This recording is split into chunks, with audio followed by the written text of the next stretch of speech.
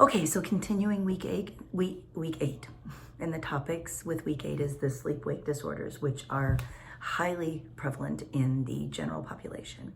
There's two types. There's the dysomnias, which is this disturbance of sleep, and then there's the parasomnias, which is abnormal events like nightmares and sleepwalking that occur during sleep. The clearest and most comprehensive picture of a person's sleep habits are determined by a PSG evaluation. So when we think about the dysomnias, the most common is insomnia. And this is sort of that inability, you've probably heard of it, the inability to initiate sleep or problems maintaining sleep. So waking up in the middle of the night and having trouble going back to sleep and feeling not feeling refreshed after sometimes having a full night's sleep.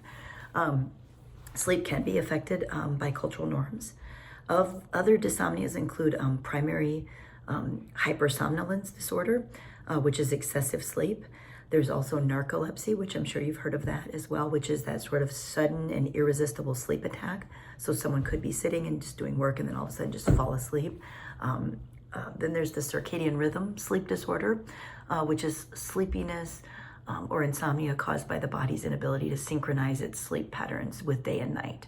And then there's also the breathing related sleep disorders, disruptions that have physical origin, like sleep apnea. And this can lead to excessive sleepiness during the day because one is waking several times throughout the night when they have sleep apnea. So those are some of the sleep disorders and some of the kind of just a little bit of background about each of those.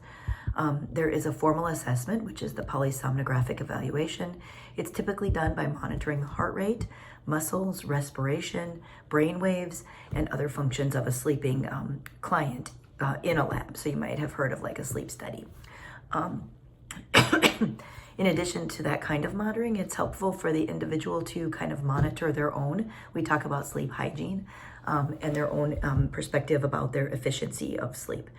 So the percentage of time that they are actually asleep as opposed to the time that they're in bed trying to sleep. So monitoring that as well. Benzodiazepines have been something for can be helpful for short-term benefit, but they need to be used carefully as they are highly addictive.